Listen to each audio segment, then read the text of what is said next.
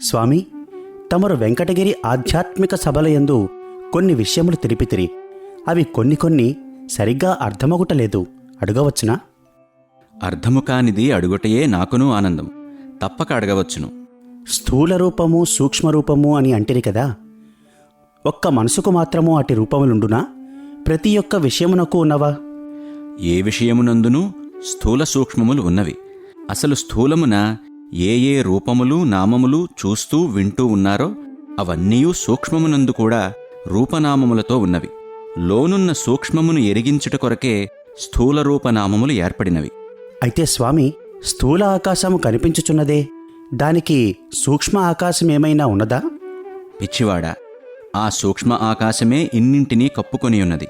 స్థూలమునందు ఎంత సున్నితముగానూ విశాలముగానూ ఆకాశము ఉన్నదో సూక్ష్మమునందు కూడా అంత సున్నితముగానూ ఉన్నది. లేకేమి? దానికి పేరేమి స్వామి? దానినే సూక్ష్మ హృదయాకాశం అంటారు. దానికి విశాలత్వం ఎక్కడిది స్వామి? దానికున్నంత విశాలము మరి దేనికి కూడానూ లేదు. ఎన్ని దృశ్యములను, ఎన్ని అనుభవములను, ఎన్ని చింతలను, ఎన్ని ఊహలను ఇమిడ్చుకున్నదో చూడు. అయితే ఆకాశము ఉన్నట్లే సూర్యుడు కూడా ఉన్నాడా? లేకేమి? ఆ సూర్యుడు లేకున్నా ఇంత కుశలత, ప్రకాశము ఎక్కడిది? అతడు ఏ పేరునందుండును? హృదయము ఆకాశమైనప్పుడు ఆ ఆకాశమున సంచరించు సూర్యుడు బుద్ధియే. సూర్యకిరణములెంత ప్రకాశవంతముగా ఉండునో బుద్ధిప్రభలు కూడా అంత ప్రకాశవంతముగా ఉండును. కాన సూక్ష్మ సూర్యుడు బుద్ధియే. అదే విధముగా చంద్రుడు కూడాను ఉండవచ్చును కదా స్వామి? చంద్రుడేమి, సూర్యుడేమి, ఆకాశమేమి మొదటే చెప్పితిని గదా, సర్వ స్థూలరూపములకు సూక్ష్మరూపము వేరే ఉన్నదని. ఆ స్థూల చంద్రుడే సూక్ష్మరూపమున ప్రేమ అను చల్లదనముతో ప్రకాశించుచున్నాడు. మానవ ప్రేమయే సూక్ష్మచంద్రుడు. అయితే పాండవులు కౌరవులు యుద్ధము చేసిరే, అందులో సూక్ష్మ పాండవులు కౌరవులు వారి సూక్ష్మయుద్ధము ప్రపంచమును ఏ రీతిగా తెలియచున్నది? చేసిరే అనుట ఎందుకు? నేటికి గూడను చేయుచునే ఉన్నారు సూక్ష్మరూపులై. ఇందులో దుర్గుణములే కౌరవులు, సద్గుణములైన సత్య, ధర్మ, శాంతి, ప్రేమ, అహింసలను 5 గుణములే పంచపాండవులు. దుర్గుణములను కౌరవులు లెక్కలేనంతమంది ఉన్నారు. యుద్ధము వారికి ప్రతి ఒక్కరి హృదయాకాశము క్రిందే చిత్తభూమియందే జరుగుచున్నది. ఇందులో పాండురాజు కొడుకులు పాండవులు, ధృతరాష్ట్రుని కొడుకులు కౌరవులు అన్నారే. మీరు చెప్పేటటువంటి సూక్ష్మ మార్గమున పాండురాజు ఎవరు, ధృతరాష్ట్రుడెవరు? ఒక్క హృదయరాజ్యాధిపతులే వారు. అజ్ఞాని, సుజ్ఞాని అను పేర్లతో అందరియందు ఉన్నారు. అజ్ఞాని అయిన గ్రుడ్డివాడే ధృతరాష్ట్రుడు. సుజ్ఞాని అయిన పాండురాజే సద్గుణముల తండ్రి. తెలిసినదా? అయితే స్వామి క్షమించండి, ఆ యుద్ధమున ఇంకనూ అనేకములైన రథములు, సైన్యము, ప్రజలు ఉండిరే. వారంతా ఎవరు మరి? తప్పక అవన్నీయూ కూడా మానవునియందే ఉన్నవి. వివిధమైన అనేక భావములే ప్రజలు, దశేంద్రియములే సైన్యము, పంచేంద్రియములే రథాలు. అట్టి సైన్యముతో ప్రజలలో ప్రతి ఒక్కరి హృదయమందు నిత్యము పాండవులు కౌరవులు అను సద్గుణ దుర్గుణములు యుద్ధము చేయుచున్నవి. తెలిసినదా? అయితే ఈ రెండింటికీ మధ్యవర్తి అయిన కృష్ణ పరమాత్మ ఈ సూక్ష్మరూపమున ఏ పేరుతో ఉన్నాడు? అంత మాత్రము తెలియదా? అతనే ఆత్మ అను పేరుతో సాక్షిభూతుడై ఉన్నాడు.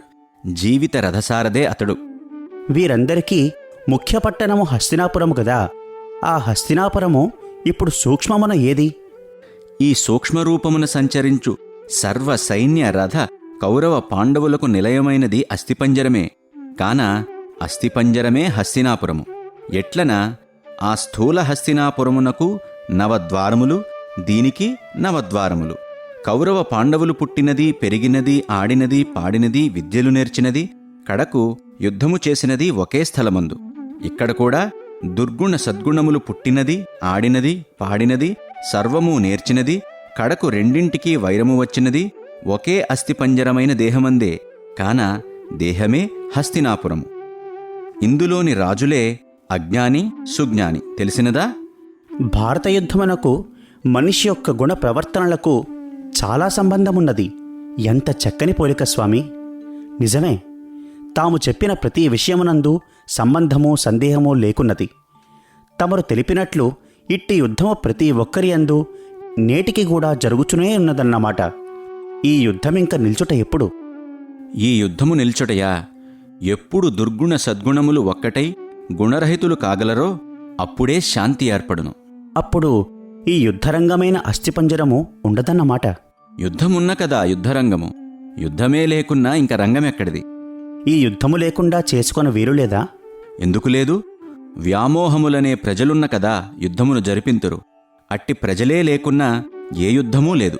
కాన మొదట వ్యామోహములు, మమకార అహంకారములు లేకుండా చేసుకున్న శాంతిగా ఉండవచ్చును.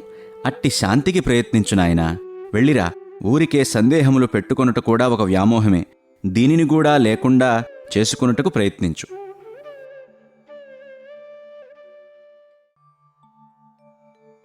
స్వామి, మునుపు చెప్పిన భారత యుద్ధము రీతిగా ప్రతి ఒక్కరి హృదయమందు రామాయణము కూడా జరుగుచున్నదా? సందేహము లేదు, తప్పక జరుగుచూనేయున్నది. ఇందులో రాముడు ఏ రూపముగా ఉన్నాడు? ఆత్మే రాముడు. తాను జీవుని వేషమును ధరించి దేహవస్త్రధారి అయి వచ్చినవాడు. మరి తాను సంకల్పసిద్ధుడై సర్వశక్తిమయుడై ఎందులకింత కష్టపడెను? లీలా వినోదమే కాని తనకు కష్టమెక్కడిది, సుఖమెక్కడిది? ఈ రెండూ లేని ఆనందస్వరూపుడు తన మాయా సంకల్పముచే సర్వమును సృష్టించును, సర్వమును లయమునర్చును. ఈ లోకనాటక రంగమందు ఒక్కొక్క గుణమును ఒక్కొక్క స్వరూపముగా చూపించి తాను ఒక స్వరూపమును ధరించి జీవితమును రామాయణమును జరిపించినాడు. అట్టి రామాయణము నేటికి కూడా ప్రతి హృదయమందు జరుగుచూనేయున్నది. అన్నింటికీ ఆత్మారాముడు సాక్షిభూతుడై చూచుచూనేయున్నాడు. అయితే జీవిరూపుడైన జడము ఏ రీతిగా రామాయణములో ప్రవేశించినది? ఈ జడము బ్రహ్మజ్ఞానమును చైతన్యమును వరించును. ఆ బ్రహ్మజ్ఞాన చైతన్యమే సీత అను పేరున పుట్టినది. అప్పుడు ఈ జడ చైతన్యములు ఒకటిగా ఏకముగను. వానినే సీతారాములను పేర్లతో సంబోధించుచున్నారు. ఈ రెండూ ఏకముగా ఉన్నంతకాలము ఏ బాధలు ఉండవు. ఈ రెండింటి యొక్క ఎడబాటే కష్టప్రారంభము. అది ఎట్లు స్వామి? బ్రహ్మజ్ఞానమును సీత జీవిరూపమందున్న ఆత్మను వదలిన అంధకారమును జీవితపు అడవిలో పడక తప్పదు. జీవి బ్రహ్మజ్ఞానమును సీతను పోగొట్టుకొనుట వల్ల అంధకారమును అడవిలో సంచరించక తప్పదను అర్థమును చూపుట కొరకే రాముడు అట్లు నటించినాడు. అట్లయినా లక్ష్మణుడు వెంటనే ఉండెనే, అది ఏమి కారణము? అతను జీవితంలో ఏ పేరునందున్నాడు? అట్టి అంధకారమైన జీవితపు అడవిలో ఒంటరిగా వద్దు, మనస్సు అనే లక్ష్మణుని ఎడబాయక ఉండమని తెలిపినాడు. వాలి సుగ్రీవులు వచ్చరే, వారెవరు? అట్టి అంధకార జీవితములో సంచరించు సమయమున దీనత్వము, వివేకము అనేవి రెండూ వైరముతో ఉండుననియు, అట్టి సమయమున దీనత్వమును వాలిని తెగటార్చవలెననియు చూపినాడు. ఆ దీనత్వ వివేకములే వాలి సుగ్రీవులు. దీనత్వమే వాలి, వివేకమే సుగ్రీవుడు. వారిరువురు మధ్య చేరిన హనుమంతుడెవరు? దీనత్వమును తెగటార్చుటకు తగిన సహాయకారి. అతనే ధైర్యమును రూపమున ఉన్నాడు. ఆ ధైర్యమును హనుమంతుని విశ్వాసపాత్రునిగా చేసుకొనుట వల్లనే మోహసాగర మనోసప్త సముద్రములను జీవి సులభముగా దాటగలడను నిశ్చయమును చూపుతూ లంకకు హనుమంతునితో సేతువు కట్టించినట్లు చూపినాడు. అవి దాటిన తరువాత ఏమి చేయవలనని ఉద్దేశము? రాముడు సేతువు దాటి ఏమి చేసినది నీకు తెలియదా? మోహమును దాటిన తక్షణము రజోగుణ తమోగుణములను రావణుని కుంభకర్ణుని చంపివేశను. మిగిలిన చిన్న తమ్ముడైన సత్వగుణము అనగా విభీషణునకు పట్టముగట్టెను.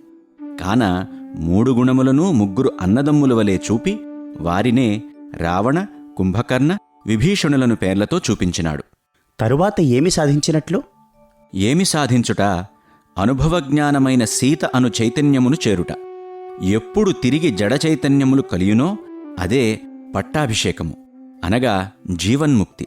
కాన రామాయణములో సారమేమన మానవునియందున్న జీవి మనసు, జ్ఞానము, దీనత్వము, వివేకము, మోహము, ధైర్యము, రజస్సు, తమస్సు, సత్వము వీనిని ఒక్కొక్క దానిని ఒక్కొక్క రూపనామముగా సృష్టించి ఏ రీతిగా జయించవలెను, సాధించవలెను అను విధానమును ఆత్మస్వరూపుడు రామస్వరూపమున వచ్చి నటించి, నడిపించి, చూపించి చేయించినాడు. కాన ఆనాటితో రామాయణము ముగియలేదు. ఎవరెవరు జీవితమును ఇన్ని మార్గముల సాధించి కడకు అనుభవజ్ఞానమును పొంది సత్వగుణమునకు పట్టము కట్టుదురో అంతవరకు వారి వారి హృదయ భూమియందు రామాయణము జరుగుచూనే ఉండును. ఒకవైపున భారతయుద్ధము, ఒకవైపున రామాయణము, ఒకవైపున భాగవతము ఈ రీతిగా జీవితమునందు నిత్యము జరుగుచూనేయున్నవి. ఇవి సూక్ష్మరామాయణ భారత భాగవతములు. తెలిసినదా? అయినా జీవిత రామాయణమున ఆత్మే రాముడని, మనస్సే లక్ష్మణుడని, బ్రహ్మజ్ఞానమే సీత అనియు, ఆ సీతను రాముడు వదలిన జీవితమను అడవిలో పడుదురనియు, ఆ జీవితమను అడవిలో దీనత్వ వివేకములను వాలి సుగ్రీవులుందురనియు, అప్పుడు మోహమును సముద్రము అడ్డువచ్చిననియు, దానిని దాటుటకు ధైర్యమును హనుమంతునితో మనము చెలిమి చేసిన వాని సైన్యమైన ఉత్సాహ బలస్థైర్య గాంభీర్యములను జాంబవంత అంగదాది సైన్యములతో మోహమును దాటువచ్చుననియు, అది దాటిన తక్షణమే రజోగుణ తమోగుణములను రావణ కుంభకర్ణులను హతమార్చవచ్చుననియు, మిగిలిన సత్వగుణమును విభీషణునికి పట్టాభిషేకము కట్టవలననియు, తరువాత అనుభవజ్ఞానమైన సీతను చేరవచ్చుననియు, ఆ జడ చైతన్యమైన సీతారాముల చేరికే ఆత్మానందమనియు, అదే జీవన్ముక్తి అనియు తెలిసినది. అబ్బా, ఎంత చక్కని రామాయణము! దశరథ కుమారుడై జరిపిన రామాయణమునే అందరి హృదయములందు పైన చెప్పిన గుణ ఇంద్రియ రూపములతో సూక్ష్మ రామాయణముగా జరుపుచున్నాడన్నమాట. అన్నమాట ఏమి జరుగుచూనేయున్నది. స్వామి, ఒక్కొక్క గుణము ఇంద్రియము ఒక్కొక్క రూపమును ధరించినదని తెలిపితిరి. కాని ఆ ఇంద్రియములు కూడా ఆ రీతిగా రూపములు ధరించి ఉన్నవన్న కొంత ఆశ్చర్యముగానున్నది. అవి అనగా ఇంద్రియములు ఈ సూక్ష్మ స్థూల రామాయణములందు ఏ ఏ రూపములుగా ఉన్నవో సెలవిత్తురా? పిచ్చివాడా, ఎట్టి గుణములైనా ఇంద్రియ సంబంధము లేక చెలించవే. గుణములకు పుట్టుక స్థానమే అది. కర్మేంద్రియములు 5, జ్ఞానేంద్రియములు 5. ఈ రెండూ చేరియే కదా మనస్సహాయమున ఆత్మను చేరుచున్నవి. లేకున్నా లయమే లేదు. మాయలోనే పుట్టి మాయలోనే పెరిగి మాయను దాటుట మనిషి నీతి అన్నట్లు, వానిలోనే పుట్టి వానిలోనే పెరిగి వానిని దాటుట జడ చైతన్యముల లక్షణములు కదా. అందుకనే రాముడు జీవిరూపుడై ఎక్కడ జనించినో తెలియనా? ఎవరి కుమారుడు? దశేంద్రియములను రథమున పుట్టినవాడు కనుక రాముల తండ్రికి దశరథుడను నామం. తెలిసినదా? ఏ రూపములు ఏ గుణము దాల్చిననూ అవి దశేంద్రియ సంబంధము లేక ఉండవు. కాన ఇప్పుడు అవి కర్మేంద్రియ జ్ఞానేంద్రియ రూపమున ఉన్నవి. ఆనాడు దశరథ రూపమున ఉండెను. దశరథునకు 4 కుమారులు పుట్టిరే, వారు ఏ రూపము? దశేంద్రియములందు 4 కాదు, ఎన్ని గుణరూపములైననూ పుట్టవచ్చును. అయితే ముఖ్యముగా పుట్టవలసిన గుణరూపములు 4 ముఖములనియూ, పరమాత్ముడు చతుర్ముఖుడు కనుక తనకు తాను సంకల్పించుకొని 4 భాగములుగా విభజించి 4 ముఖములు 4 రూపములుగా జన్మించెను. వారే రామ లక్ష్మణ భరత శత్రుఘ్నులు. వారు సూక్ష్మరూపమున సత్యధర్మ శాంతి ప్రేమ స్వరూపములై ఉన్నారు. పరమాత్ముని యొక్క చతుర్ముఖములు ఇవియే. స్వామి, ఇందులో సత్యమెవరు, ధర్మమెవరు, శాంతమెవరు, ప్రేమ ఎవరు? అంతమాత్రము తెలియదా? రాముడే సత్యస్వరూపుడు. ఎవరి స్థానము వారిదే.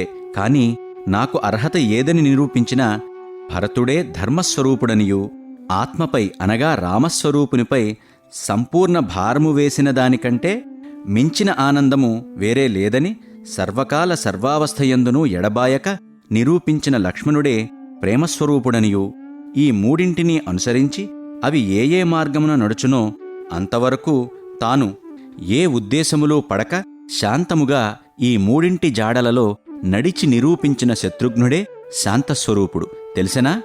అయితే ఈ 3 తల్లులకు పుట్టిరే, ఆ తల్లులెవరు?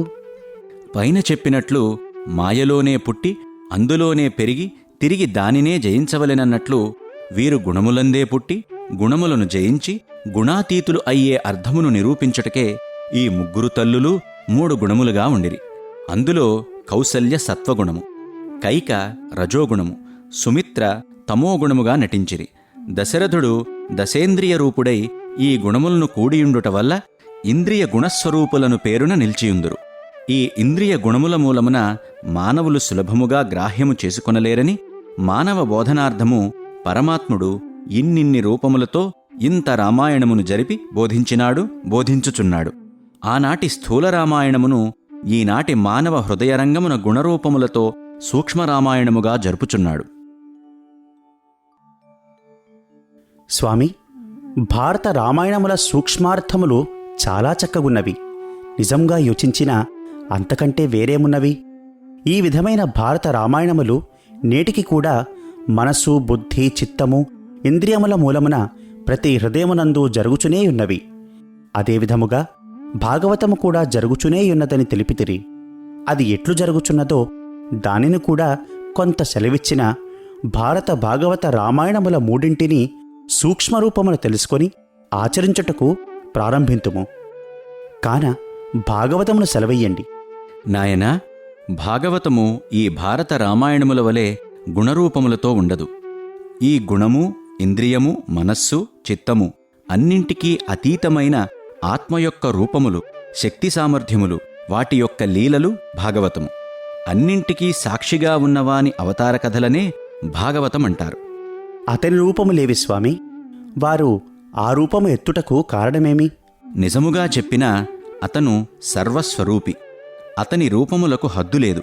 కాని ప్రకృతికి గోచరమగునట్లు చెప్పవలెనన్న బ్రహ్మ, విష్ణు, మహేశ్వర, మత్స్య, కూర్మ, వరాహ, వామన, నారసింహ, రామకృష్ణ అవతారములు లోక సృష్టి, స్థితి, లయముల కొరకు, దుష్ట శిక్షణల కొరకు ఆయా కాలములందు తాను ఏ రూపమున పోయినా తన సంకల్ప కార్యములు జయప్రదమగునో తలంచుకొని ఆయా రూపముల తనను తాను సృష్టించుకొనును. ఆ కార్యము పూర్తి కాగానే తిరిగి ఆత్మస్వరూపుడుగానే యుండును. స్వామి, రామకృష్ణాదులు కూడాను దుష్ట శిక్షణ, శిష్ట పరిపాలన చేసిరి కదా. వీరిలో గుణస్వరూపములుండుట, భాగవతమున గుణములు లేకుండుటేమి? గుణములకు ఆది అంతము ఉన్నది. ఆత్మకు ఆది అంతము లేదు. రామకృష్ణాదులు కూడా గుణస్వరూపములుగా లేరే. గుణములకు అతీతులుగా ఉండి గుణస్వరూపములను ఎట్లు వశపరుచుకొనవలనో చూపించినారు. ముందు చెప్పిన రామాయణ భారతములకు ముగింపు ఉన్నది కదా. ఆ విధముగా భాగవతమునకు ముగింపే లేదు. అది భగవంతుని విషయములు తెలుపును. కాన భాగవతమని కూడా పేరు. భగవంతుడు ఆద్యంతరహితుడు గదా. ఏ యుగమున ఏ కార్యము నిమిత్తమై ఏ కాలములో వచ్చుచుండునో అట్టి అవతార రహస్యమును మాత్రము తెలుపునది భాగవతము.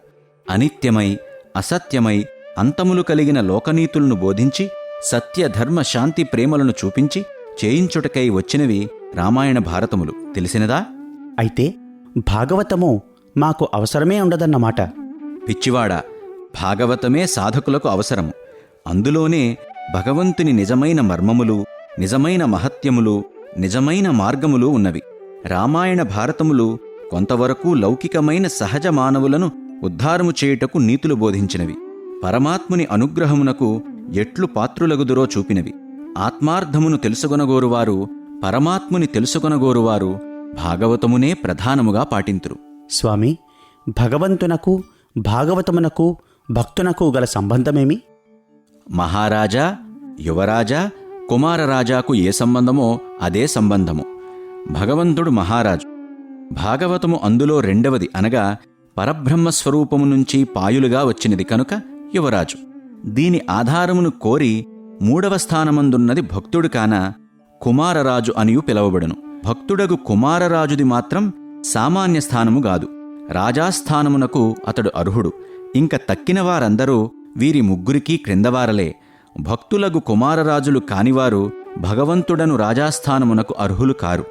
స్వామి, మరి యోగులు, జ్ఞానులు, తపస్సులు అనుచుందురే, వారికి కూడా ఈ స్థానములకు అర్హత లేదా? ఎవరైననూ సరే భక్తి లేక, పరమార్థమునందు ఇష్టము లేక వారు మాత్రం యోగులు, జ్ఞానులు, తపస్సులు అగుదురా? వారియందునూ భక్తి సమాన పదార్థముగా ఉండును.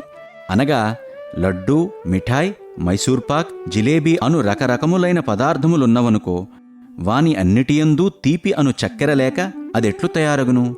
అదే రీతిగా ఈ మూడు మార్గములందు భక్తి అను భగవంతుని మధురనామము చేరియేయుండును. లేకున్నా ఆయా పదార్థములకు ఆయా నామములు వ్యతిరిక్తములు కదా. స్వామి, మరొకటి, భగవంతుడన్న నమ్మకముండి అతని నామస్మరణ, రూపారాధన, జపధ్యాన, భజన, పూజాదులు ఉండిననే భగవంతుని చెంతకు పోవచ్చునా? లేకున్నా సత్యమార్గమున, ధర్మ మార్గమున, ప్రేమ మార్గమున, పరోపకార మార్గమున ఉన్న పోవుటకు వీలులేదా?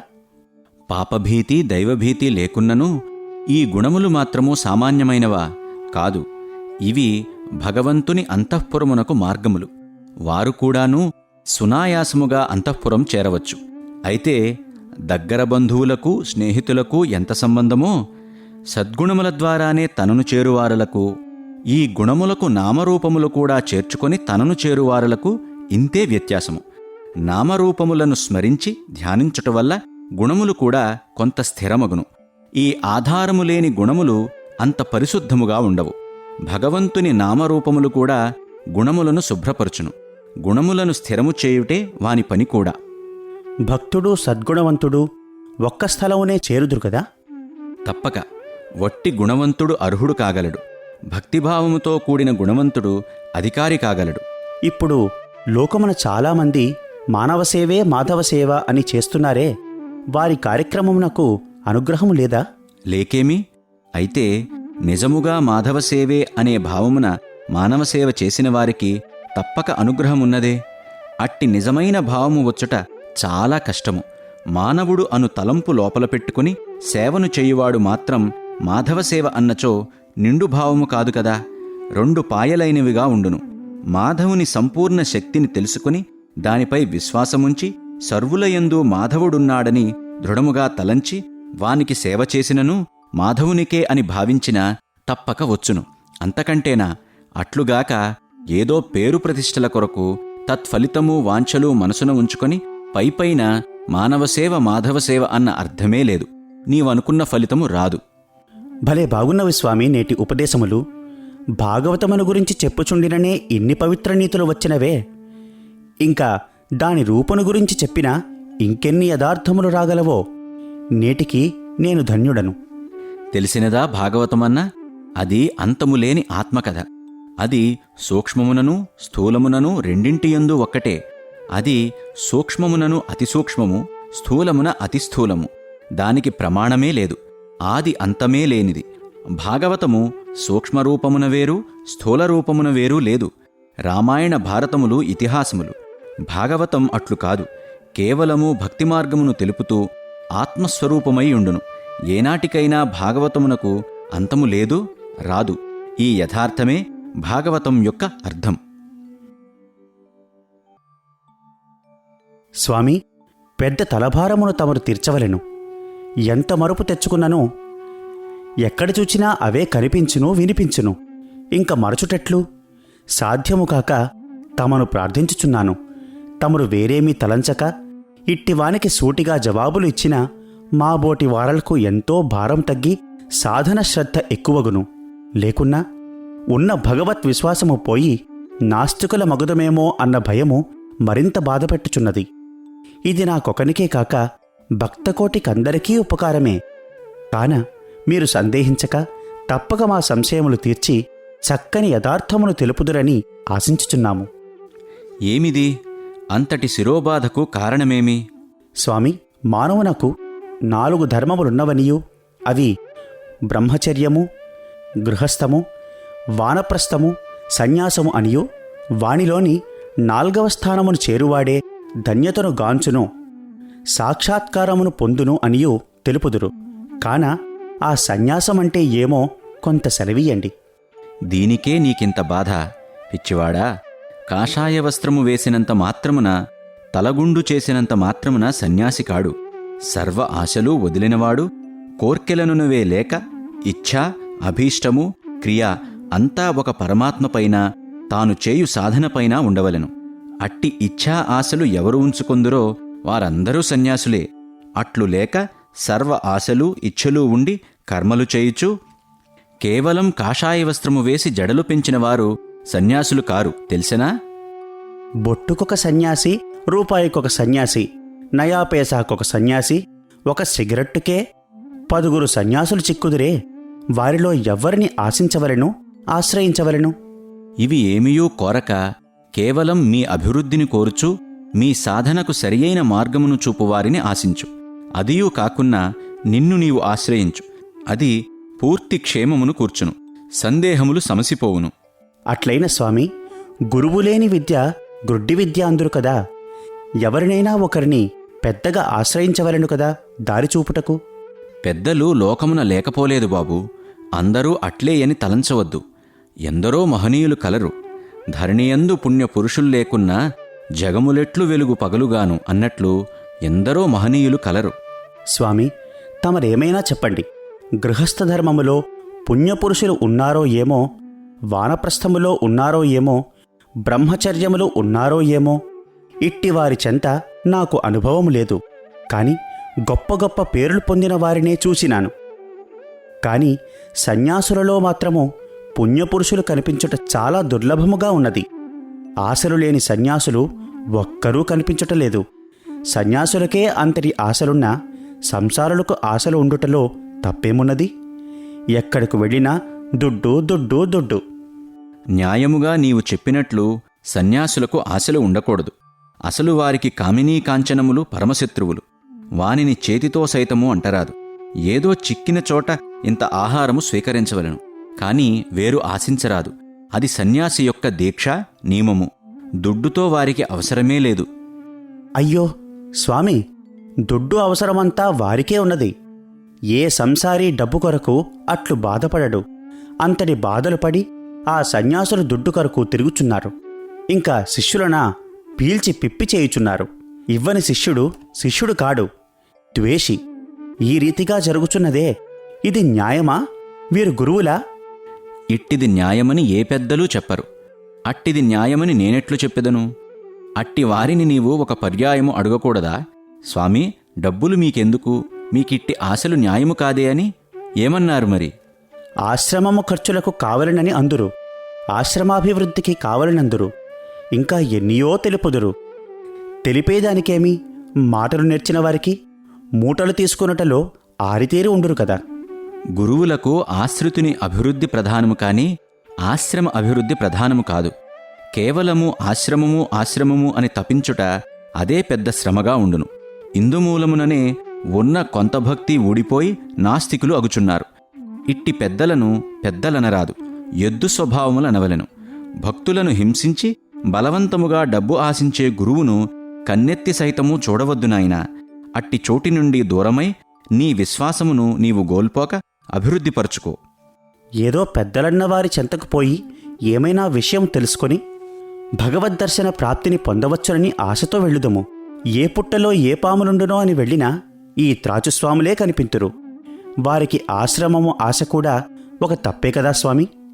అట్లు ప్రజాసేవ చేసేవారు ఏదో సహజ మానవుని వలె తమ నిజమైన పేరును పెట్టుకొని చందాలు వేసి పబ్లిక్గా సంచరించవచ్చును కదా. సన్యాసి అని వేషము వేసి ఉపదేశములు పొంది సన్యాసము స్వీకరించినప్పుడు ఎన్నియో ప్రమాణములు చేసి ఆశాపాశములు వదిలి తరువాత ఈ మార్గముల పోవుట సన్యాసి లక్షణమునకే అవలక్షణము కదా. తనకు అవలక్షణము ఉండవచ్చు కాని నాయనా, సన్యాసి అనువానికి అవలక్షణమెన్నటికీ లేదు, రాదు. అట్లు పొరపడవద్దు. నీవు చెప్పినట్లు ఇటువంటి వారు లోకమున ఉన్నారు, లేకపోలేదు. అయితే అట్టి వారిని సన్యాసుల క్రింద కాని స్వాముల కింద కాని చేర్చవద్దు. వారు ఈ రెండింటికీ సంబంధులు కారు. ఆ పేరు పెట్టుకుని భక్తకోటికి ద్రోహము చేయువారు. అట్టి చింతయే వద్దు. పోనీ ఆశ్రమములు కట్టుకొని గురువుగా నిలిచియుంతురే, వారికి కూడా దుడ్డు ఆశ తప్పు కదా స్వామి. వారేమీ కొమ్ములు పెట్టుకున్నారా బాబూ? న్యాయముగా యోచించిన వారే మరింత జాగ్రత్తతో మెలగవలను. ఎందుకన శిష్యకోటిని తయారు చేయువారు సరియైన లక్షణములతో సరియైన హితమును బోధించుచు వారి మనోభావములను మాధవస్మరణయందు లీనమగునట్లు చేయవలెను. అట్లు కాకున్నా లోకమునకే హాని కలుగును. అట్టి వారి శ్రేయస్సును కోరుచూ వారి ఆనందమునే ఆశించుచుండిన ఆశ్రమ అభివృద్ధి భక్తజనులు వారికి వారే చూచుకుందురు. వీరు నిర్బంధ పెట్టవలసిన అవసరమే ఉండదు. అట్లు కాక వారి అభివృద్ధి మాని ఆశ్రమ అభివృద్ధికై మీరు నాకు శిష్యులు, అంత డబ్బు ఇవ్వండి, ఇంత డబ్బు ఇవ్వండి అని హింసపెట్టిన మొదటికే మోసమగును. శిష్యునకు భక్తి పోవును, గురువునకు ఆశ్రమము పోవును. ఇవే వీని ఫలములు. అదియునూ కాక ఇట్టి తప్పులు కనిపెట్టి ఎవరైనా సరికాదు అనినా వారిపై కోపము పూని మరింత కఠిన నిబంధనలు విధించుచున్నారు. ఇది న్యాయమా స్వామి? చేసే తప్పులలో ఇది మరొక తప్పు. న్యాయమెట్లగును? భక్తుని హృదయమును రంజింపచేయవలను, కాని క్షీణింపచేయుట ఏ గురువుకునూ న్యాయము కాదు. అట్లు చేయుట వల్ల అతను గురువు అనబడడు, గొర్రె అనబడును. మమ్మలనిప్పుడు ఏమి చేయమందురు? వీరి రీతిగా నడుచుకోమందురు. తమరు సెలవీయండి స్వామి. నాయనా, ఈ దారి తప్పిన వారి మాటలు వదిలి నీవు దారికి వచ్చు మాటలు మాట్లాడుము. నీవు ఇట్టివారి సంబంధము వదులుము. కామినీ కాంచనముల ఆశలేని స్థానమును చేరు. సర్వజన సమాన ప్రియమైన గురువును చూడు. నిజముగా సరియైన గురువన్న ఈ క్రింది లక్షణములు ఉండవలను, అవి గమనించు. అట్టి లక్షణములు ఉన్న అక్కడనే ఆనందము అనుభవించు. లేకున్నా నీలో నీవు మననము చేస్తూ భగవంతుని ధ్యానించు, స్మరించు, భజించు. అంతే చాలు. వేరు చోటుకు పోనవసరము లేదు. విడి సమయమున మంచి భక్తి గ్రంథములను చదువు. అందులో నీకు కావలసిన వానిని తీసుకో, కానివి వదలు.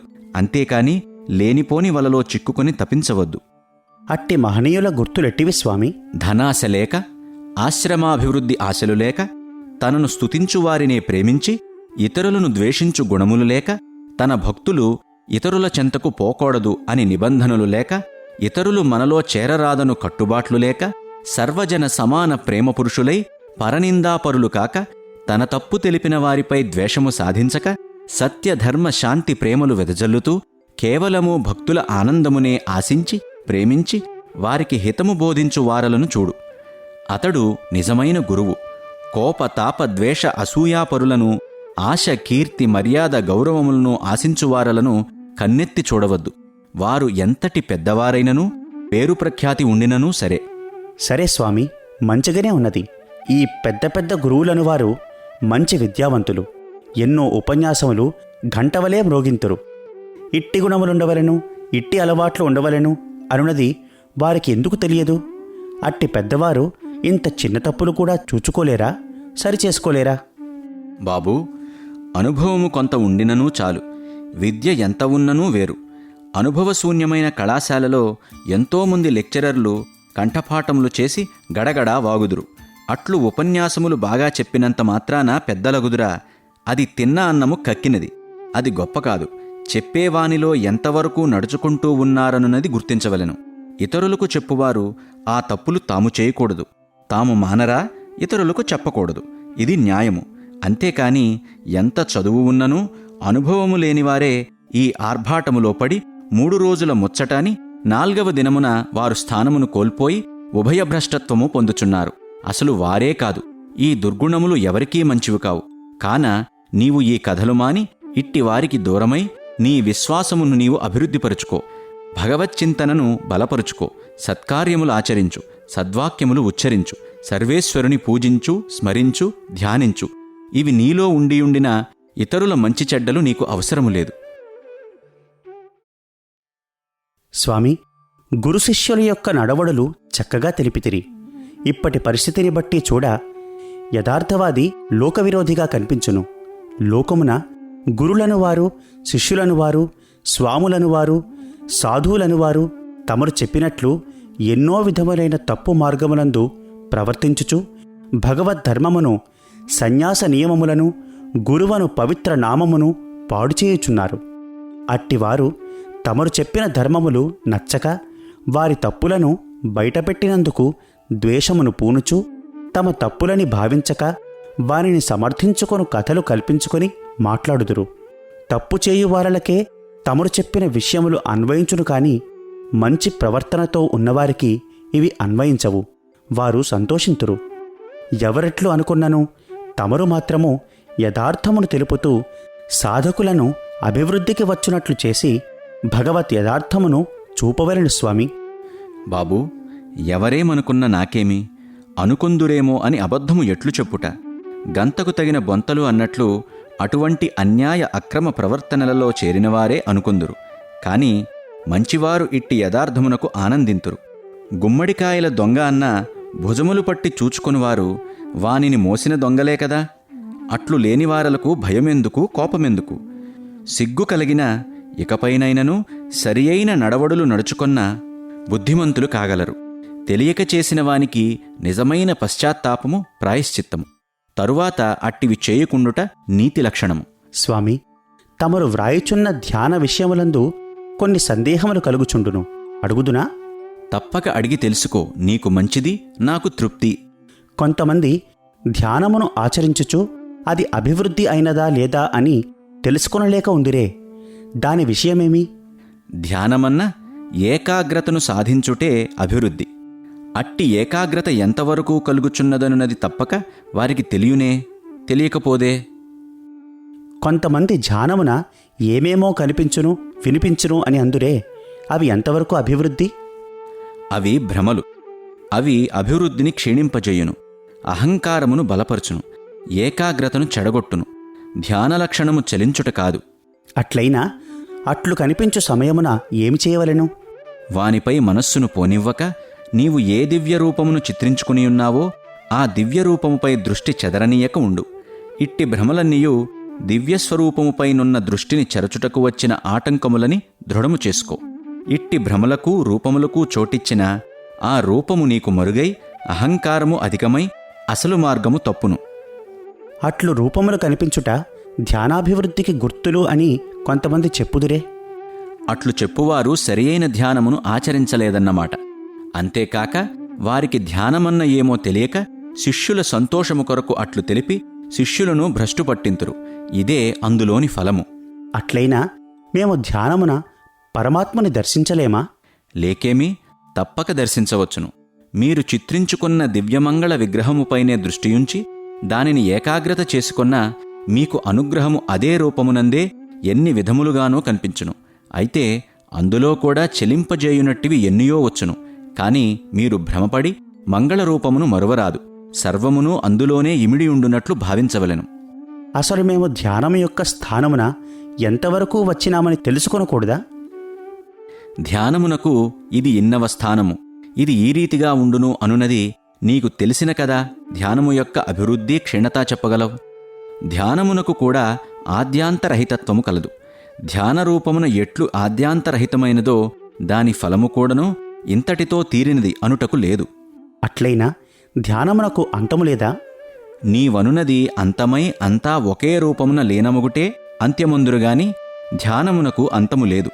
దాని స్థానములు ఎట్లు తెలుసుకొనుట? నిత్యము మనము ధ్యానమున ఎంతకాలము ఏకాగ్రత నిలుపుచున్నాము, చలనశక్తిని ఎంతవరకు జయించినాము, భగవత్ రూపమన్న ఏ విధమైన అభిరుచి పడుచున్నాము అనునది మాత్రము యోచించిన ఏ స్థానమందున్నామనున్నది తెలియనే కాని ధ్యానము యొక్క స్థానములు తెలుసుకొన వీలు కాదు. ఏ నిమిషమున ఏమి ప్రాప్తించునో అది అనుగ్రహములో ఉన్నది. దారి తప్పక చేయుటే సాధకుని దీక్ష.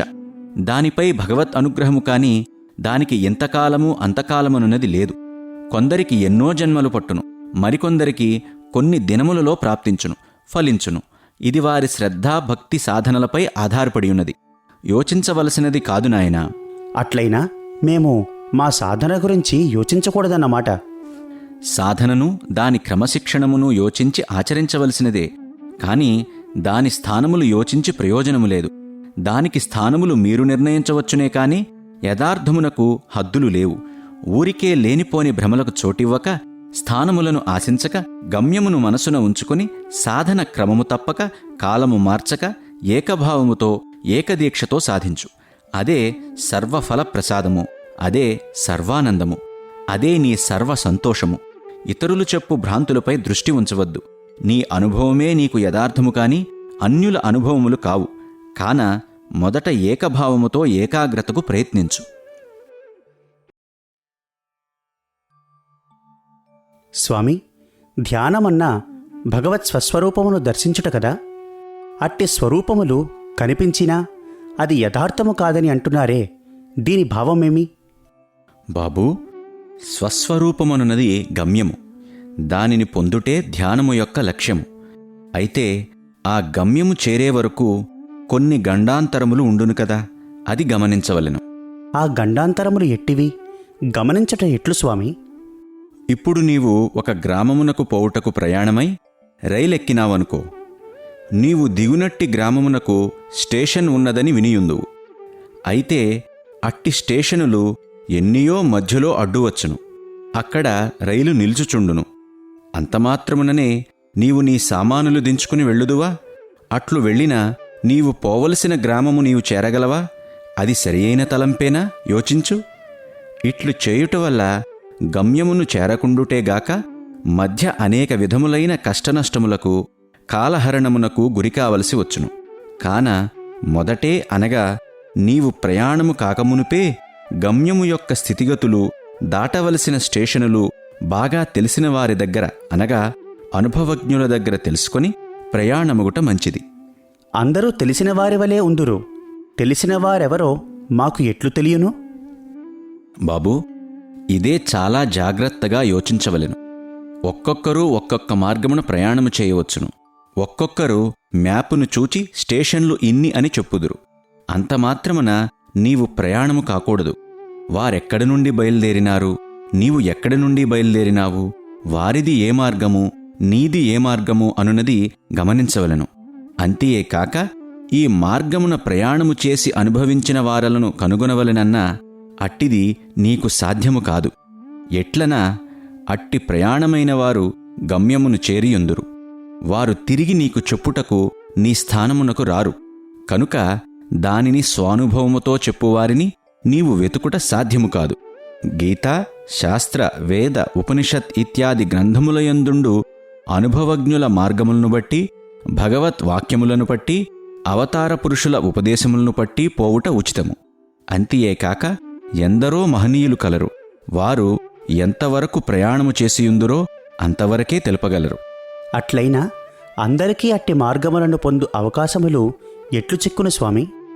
వారికి ప్రాప్తియే ఉండినా అట్టి సందర్శనములు కష్టమే కావు.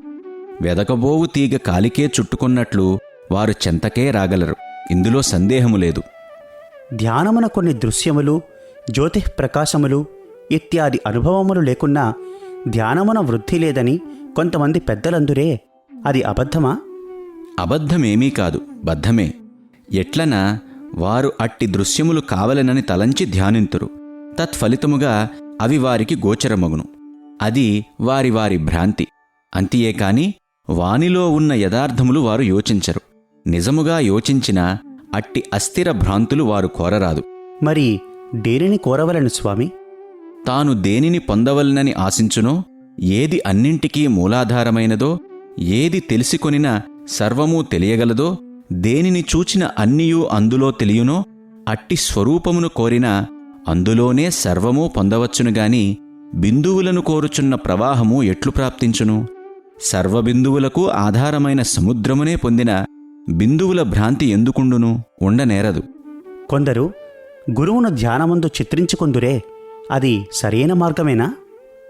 గురువు మార్గదర్శకుడు, హితాన్ని బోధించువాడు కనుక దానికి తగిన కృతజ్ఞత, గౌరవము చూపవచ్చునే కాని ఇప్పటి కాలపు గురువులకు ఆయనే సర్వాధికారి, ఆయనే సర్వస్వరూపి అని మాత్రము తలంచరాదు. సర్వులయందు పరమాత్మ ఆత్మరూపమున సమానముగా ఉండినను ఎవరెవరికి ఏ ఏ స్థానము ఇవ్వవలెనో అంతమాత్రమే కాని అధికముగా అర్హత లేదు. గురువే తల్లి, తండ్రి, దైవము అనియు, బ్రహ్మ, విష్ణు, మహేశ్వరులనియు కొంతమంది పెద్దలు తెలుపుదురే. ఆత్మస్వరూపమును బట్టి అది నిజమే. ఇప్పుడు అట్టి గురువులు అరుదు. గురువుపైనున్న ప్రేమ, విశ్వాసము వల్ల తల్లి, తండ్రి, దైవము అని భావించవచ్చునే కాని యథార్థమునకు తల్లివలే, పోషణకు తండ్రివలే భావించవచ్చును. దీనికి మునుపు దేహసృష్టి పోషణాధికారులైన తల్లిదండ్రులను ఏమందువు మరి? ముఖ్యముగా వారికి మొదట కృతజ్ఞత చూపుచు, వారి సేవలు చేయుచు, వారిని ఆనందపెట్టుట, వారిని తల్లి, తండ్రి అని విశ్వసించుట ప్రథమ ధర్మము. నీకు జ్ఞానాభివృద్ధికి తగిన హితమును బోధించు మార్గమును చూపునట్టి గురువును గురువుగా భావించుట రెండవ ధర్మము. సర్వులకు సాక్షిభూతుడై జగత్సృష్టి స్థితి లయాధికారుడైన సర్వశక్తిమయుడైన పరమాత్మను దైవముగా భావించుట మూడవ ధర్మము. ఇంతియే కాక పరమాత్మను సర్వస్వరూపిగా, సర్వసంబంధిగా భావించవచ్చును. కాని ఇంకా మిగిలిన వారలను తల్లిని తల్లిగానే, తండ్రిని తండ్రిగానే, గురువును గురువుగానే భావించి, గౌరవించి సేవించవచ్చును. కాని యథార్థమునకు అంతా ఒక్కటి కాదు. ఇవి జాగ్రత్తగా యోచించు. ఆత్మసాక్షాత్కారమును అనుభవించవలెనన్నా ఆత్మస్వరూపుడై పరమాత్మను సగుణ నిర్గుణ స్వరూపములందు ఏ రూపము రుచించునో దానిని ధ్యానమున ప్రతిష్ఠించుకొనవలెను. కాని గురువును చిత్రించుకొనుట అంత ఉచితము కాదు. గురువు కంటే అధిక స్థానమున దైవమున్నది కదా. గురువాక్యములను ఆధారముగా ఉంచుకొని అధిష్టానమును పొందుటచే అన్నింటికీ ఫలితము చిక్కినట్లగును. రాయిని రత్నముగాను, రత్నమును రాయిగాను భావించమని తెలుపుదరు. నిర్బంధమున ఆజ్ఞకు బద్ధులైన వారు సరి అని భావించవచ్చునే కాని నిజముగా అట్లు భావన ఒప్పునా? ఒప్పదు. రాయి రాయే, రత్నము రత్నమే. పైన ఒక భావము, లోన మరొక భావము ధ్యానమునకు లక్షణము కాదు. కనుక రెండింటికీ సమత్వపు చూపు భావమును తీసుకొన్న స్థిరత్వము కుదురును, లేకున్నా ధ్యానము సిద్ధించదు. సరి, చక్కగా ఉన్నది స్వామి. విషయము విపులముగా తెలియక ఎంతమందో ధ్యాన భ్రష్టులగుచున్నారు. తోచినట్లంతా చేస్తున్నారు. అట్టి వారలకు తమ ఉపదేశం ఎంతో సత్యమును చూపి నిత్య పదవిలో నిలబెట్టును. ధన్యుడను స్వామి. స్వామి, ఎంతకాలము నుండియో మిమ్ములను అడిగి తెలిసికొనవలనను ఆశ నాలో బాధించుచుండెను. నేటికట్టి అవకాశము కలిగినది. ఏదో మనస్సు, తత్వము ఇవన్నీ తెలియని రూపములు. వాని అర్థములు కూడా అనుభవములోనే తప్ప మరే రీతిగా స్థిరము కావు. అయితే సంసార భ్రాంతి మాత్రము అతి మహత్తై నిబిడమై వర్షాకాలపు కారు మేఘముల వలె మూసికొనియుండును. దీనికి కారణమే నాకు తెలియక బాధపడుచున్నాను. ఇట్టివే మొదట మాబోటి వారలు తెలుసుకొనవలను.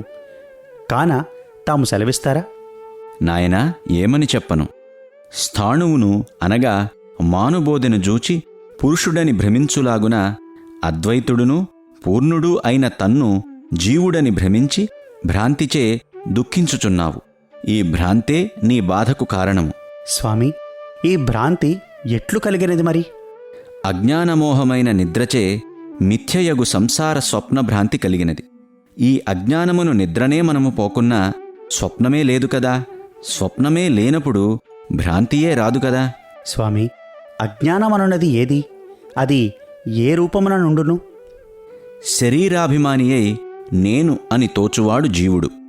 ఈ జీవుడు బహిర్ముఖుడై సర్వసంసారమూ సత్యమని, నేనే సర్వకర్మలూ చేసేదనని, సుఖదుఖములు నాకున్నవని, అది కావలను ఇది కావలను అను ఆసక్తి కలవాడై బుద్ధి చెడి అనాదికాలము నుండి నేనెవడు, జగమనున నేది అను విచారణము లేక సంసారమందు సదా వ్యవహరించుచూ అద్వైతమగు తన స్వరూపమును స్మరించకపోవుటే అజ్ఞానమనబడును. తెలిసినదా? అయితే శాస్త్రములన్నింటియందు సంసారము మాయాకల్పితమని చెప్పబడగా మీరు మాత్రము ఇప్పుడు అజ్ఞానముచే కలుగుచున్నదని చెప్పుచున్నారే, దీని భేదమేది? బాబూ, అజ్ఞానమే మాయ, ప్రధానము, ప్రకృతి, అవ్యక్తము, అవిద్య, తమస్సు అని పలు విధముల పిలువబడును. కాని సంసారము అజ్ఞాన కారణమని తెలుసుకో. గురుదేవా, ఈ అజ్ఞానమెటుల సంసారమును కలిగించుచున్నది? అజ్ఞానమునకు ఆవరణమనియు విక్షేపమనియు రెండు శక్తులు కలవు. ఆ రెండింటియందు ఆవరణ శక్తి అసత్తావరణమని, ఆభాసావరణమని రెండు విధములు. అజ్ఞానికిని జ్ఞానికిని మాట కలిగిన చోట అద్వైతాత్మ ఒకరున్నాడని బోధించినను అజ్ఞాని అద్వైతాత్మయనున్నది లేదని తలంచుచుండును. ఇట్లు అనాది స్వరూపకారణము చేత ఉన్నదని వినినను దానియందు నమ్మకము లేక, శ్రద్ధ లేక ఉదాసీనముగా వ్యవహరించు అశ్రద్ధయే అసత్తావరణమనియు, సత్శాస్త్రము చేత దైవాధీనముగా అద్వైతాత్మగలదని శ్రద్ధచే విశ్వసించినను దానిని బాగుగా విచారించి తెలియక బాహ్య విచారము చేతనే ఆత్మ కనబడలేదని చెప్పుదురు. కనపడలేదు అను దానిని తెలుపు చిద్రూపుడిగా నుండియు కనపడలేదను మోహమే అభాసావరణము అనియు అనుచున్నారు. ఇందులో విక్షేపశక్తి అంటిరి కదా, విక్షేపశక్తి అననేమి? నిర్వికార నిరాకార దయానందరూపుడై తానుండియు కాళ్ళు చేతులు గల దేహమే తాను, నేను కర్తను భోక్తను, నీవు వాడు వీడు అది ఇది అని విపరీత భ్రాంతిని పొందుచుండును. ఈ విపరీత భ్రాంతిని విక్షేపశక్తి అనియు దీనినే ఆధ్యారోపమనియు అని అందురు. ఆధ్యారోపమననేమో, దాని సెలవీయండి. ఇది తెలియదా నాయనా? ముత్తెపు చిప్పయందు వెండి, స్థాణువున పురుషుడు, ఎండమావులందు జలము వలె సత్యవస్తువునందు అసత్య అవస్తువును భ్రాంతిచే ఆరోపించుటయే ఆధ్యారోపమని అందురు. వస్తువనది ఏది? దానియందారోపింపబడు ఆ వస్తువేది? అదియూ తెలుపండి. అద్వైతమైన సచ్చిదానంద లక్షణముగా నుండు పరబ్రహ్మమే వస్తువు. ఈ పరబ్రహ్మ వస్తువునందు రజ్జువునందు సర్పమును ఒక నామరూపమెటుల ఆరోపించబడుతున్నదో అటులనే బ్రహ్మాది స్తంభ పర్యంతమూ గల ప్రాణులుగాను పృథివ్యాది జడములుగాను నానావిధ నామరూపములుగాను తోచు జగమే ఆరోపిత వస్తువు. అద్వైత వస్తువునందు నామరూపాత్మక ప్రపంచమును ఆరోపించునదేది? అదే మాయ. మాయ ఏది? ముందు చెప్పిన బ్రహ్మము యొక్క అజ్ఞానశక్తియే. అజ్ఞానశక్తి అని ఏమి? చెప్పి తిని కదా, బ్రహ్మమే తానుగానుండగా తన స్వరూపమును తెలుసుకొనని సామర్థ్య అజ్ఞానము. ఆ అజ్ఞానమెటుల జగమును కల్పించుచున్నది? త్రాటిని తెలియనియ్యని అజ్ఞానశక్తి సర్పము నెటుల ఆరోపించునో అటులే బ్రహ్మమును తెలియనివ్వని అజ్ఞానశక్తియు జగద్భ్రాంతిని కలగచేయుచున్నది. స్వామి, ఈ విధముగా అద్వైతము మాత్రమే ఉండినా దాని అందెటుల ప్రపంచము సృజింపబడెను? తిరిగి మొదటికే వస్తివా? నేనిప్పుడు చెప్పినను అర్థమొగట కష్టము. అయినా అడిగితివి కనుక చెప్పుదును, విను. అజ్ఞానశక్తి అనగా రజ్జువు త్రాటియందు అజ్ఞానశక్తి దాగియుండు రీతి అవ్యక్తమై ఉండెను. మాయా అవిద్య అని వ్యవహరింపబడు ఈ అజ్ఞానశక్తి నానావిధ నామ రూపకల్పనకు కారణ చిద్రూపమై ఆనందమయమయ్యుండు బ్రహ్మమునాశ్రయించి ఉండును. ఈ మాయకు గల ఆవరణ విక్షేపములనియడి రెండు శక్తులందు ఆవరణ శక్తి చేత అద్వైతమై తనకధిష్టానమయ్యుండు బ్రహ్మమును కప్పుకొని విక్షేపశక్తి చేత అవ్యక్తమై మనస్సను పేరుతో బాహ్యమున విజృంభించెను. ఇట్లు మాయ మనోరూపమై పరిణమించి నానావిధ వాసనలగు తన విలాసముచే బహువిధ నామరూప ప్రపంచములన్నింటినీ తోపించుచున్నది. ఆహా! ప్రకృతి యొక్క సృష్టి ఎంత విచిత్రము! స్వామి, ఇది ఇట్లయినా జాగ్రత్త స్వప్నములకు భేదమేమి? అవి రెండునూ వాసనమయమొగుటచే రెండునూ భ్రాంతిస్వరూపములే, సందేహము లేదు. జాగ్రత్త స్థిరభ్రాంతి, స్వప్నమస్థిర భ్రాంతి. ఇదియే భేదము, వేరే భేదములేవీయూ లేవు.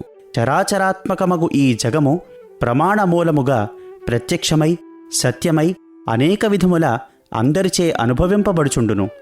ఇది అసత్యమని ఎటుల చెప్పుదురు?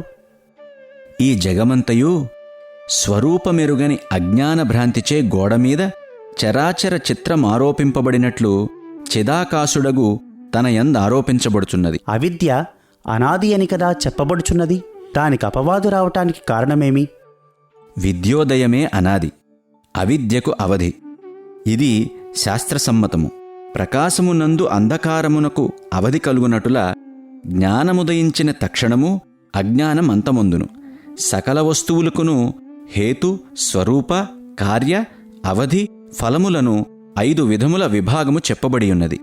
హేత్యాది పంచవిధా సంకరము అంటే విభాగము అద్వైత పరమాత్మకు చెప్పకూడదు. అతని యందు అబద్ధముగా కల్పితమైన మాయాది అండ పర్యంతముండు వస్తువులన్నిటికీ హేతువు కలదు. మాయకు హేతువు మాత్రమూ లేదు. మాయ ఒకదానికి కల్పితము కాదు. ఇది స్వతఃసిద్ధముగా అనాదిగా బ్రహ్మమందున్నది. సృష్టియందు అది విజృంభించుటకు హేతువు లేదు. నీటియందుండి ఒక బుడగ ఎటుల తానుగా పైకి లేచునో అటులనే అనంతశక్తియుతుడును పరిపూర్ణుడైన పరమాత్మయందుండి నామరూప విభాగముల కల్పించు ఒక శక్తి పైకి లేచును.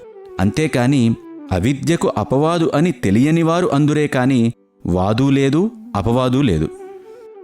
మాయకు హేతువు లేదనుట ఎట్లు? మృచ్ఛక్తి ఘటాకారముగుటకు వ్యాపారము హేతువగు రీతి బ్రహ్మమునందు అవ్యక్తముగనుండు శక్తి వ్యక్తమగుటకు ఈశ్వర సంకల్పము హేతువు కదా.